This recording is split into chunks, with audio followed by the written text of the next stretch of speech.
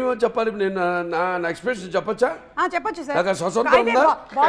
ఒక ప్రజాస్వామ్య పౌరుడిగా నాకు వాకు స్వాతంత్రం ఉందా?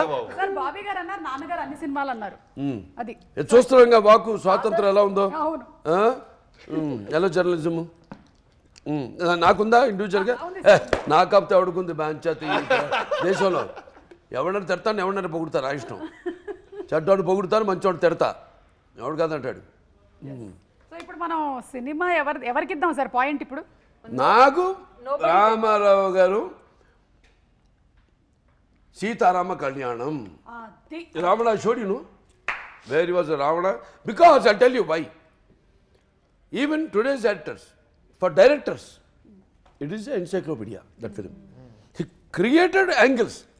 రావణాసు ఇంట్రడక్షన్ చూస్తారు కదా, జంగరదేవరగా వస్తాడు సీత స్వయంవరానికి. కింద హై హెడ్ పెట్టారు. హై హెడ్ లేదప్పుడు అసలు. హై హెడ్ అంటే ఏంటో they was no any angle like that.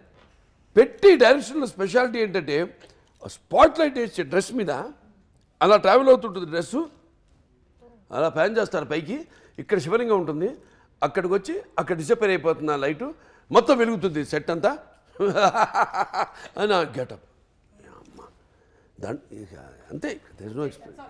NTR మించిన director. He has not only commercialize the industry అని చెప్పారు చూడండి. యాంగిల్స్ సృష్టించాడు ఆయన. యాంగిల్స్ డచ్ ఉండేది, డచ్ యాంగిల్ ఉండేది. No movement. డచ్లో ఇదివరకు మూమెంట్ ఉండేది కాదు. దాని వేరే సూర్య కన్నా చూడండి. ఆయన స్వయంవర ఇక్కడికి వెళ్ళి తిరిగి వచ్చి జరిగిన పరాభవానికి ఆయన బాధపడుతుంటే డచ్లో ట్రాలీలు స్టడీగా ఉండేది. డచ్ చాలా రేర్గా పెట్టేవాళ్ళు. ఇవన్నీ చేశాడు ఈయన.